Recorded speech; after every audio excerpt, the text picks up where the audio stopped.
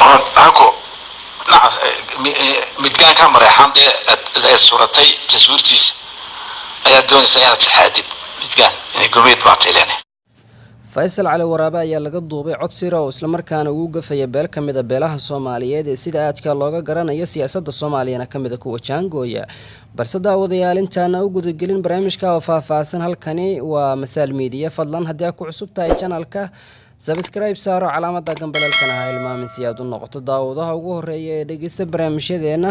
oo la socoto muuqaalada iyo barnaamijyada aan ku baahino Masaal Media oo ku maasan tahay daawashadaada waxaan gudagalaynaa barnaamijka oo faahfaahsan iyo codka laga duubay Faysal Cali Waraabe arrin la yaab leh ayaa la arkay kadib markii hogaamiyaha xisbiga UCID ee Somaliland Faysal Cali Waraabe laga duubay cod sira isla markaana ugu gafayo beel ka mid ah beelaha Soomaaliyeed gaar ahaan beesha uu ka soo jeedo madaxweynaha Soomaaliya Maxamed Cabdullaahi Farmaajo Faysal Cali Waraabe ayaa sheegay in manka Mariixaan ama beesha Mariixaan uu ka dhashay inuu gabeeda isla markaana uu yahay laangaab waa sida uu sheegay Faysal Cali Waraabe oo laga duubay codka sirta isla markaana dhanka WhatsApp-ka isku dhaafsadeen asaga iyo qof kale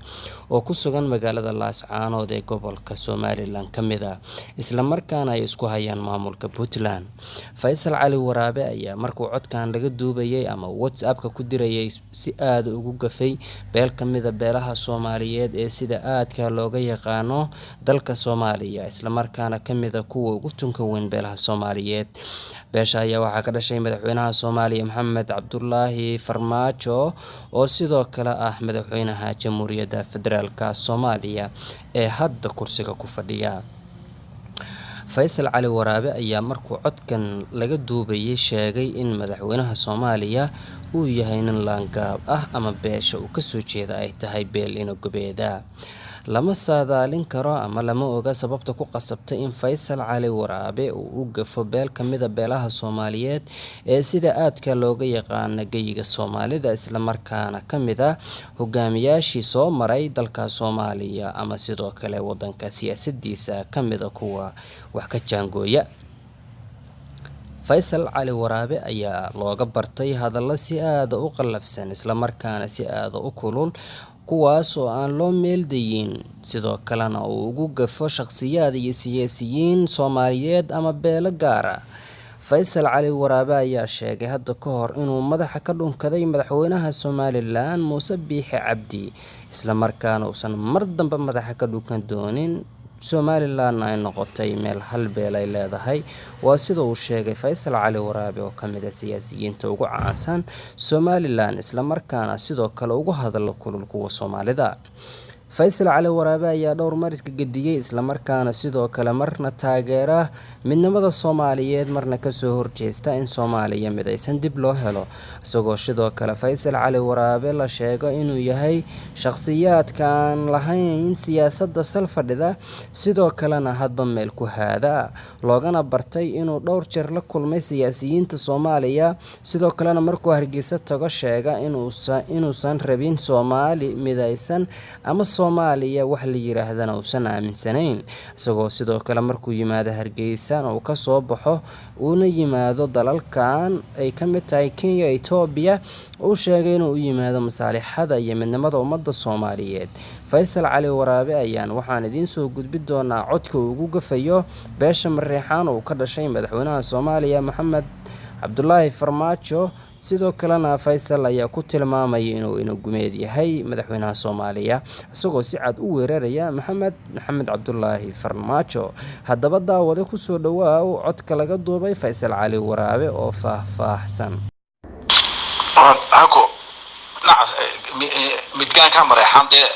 صورتي تصويرتيس أي دون سيارة تحدد متكان يعني قميت بعطيلاني لكن أنا وحاسو كله ما كفانا لا شخص صعبان هاي أنا حكومينا كايغ حما ودول قادنينا كونك سبان كسوينا لكن ترى ذلك أنا عم تقوي سنين Faysal Cali Waraabe aad baan marka hore ku salaamaya waa qof islaam ah tahay سانتو واسكا وحق ويان مدينة الإسلام كشيء يصير دوان كسلامنا مركو كوباد مركو لبعضنا جاي ورقة يقولون دقيسنا وحبها عبادنا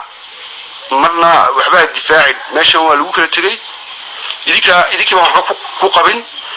والله بالله تادي عراد عبادان حتى كحجس بان يديسو غربري marka waa ka bixaarkeed waa la isla tuuraa adiga iyo ciro iyo handaraab ka bixaarkeed baatiin waana fashilanteen waxa weeyaan waa la idinka tashaday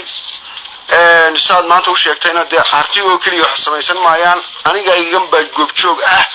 waxaanu sameeynaa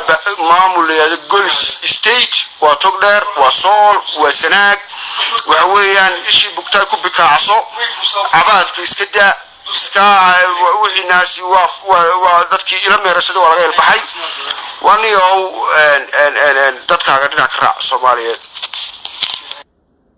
كلنا قبيت بعتها كلنا قبيت نادر وحنا سمعنا كلام عباد إيوات سمعنا واستقعنا سوريا سنقنا ضدك سلوه ذاك اللي ولا يقعنا استيدنا ما ديسي كرتيد NGO ما ديسي كرين NGO بتكان بعتها أكا أنا أدوق علينا سومالي تروح بين يري أو وحلو قصلاوي لانقاب بعتها لو تريجنا لو تريد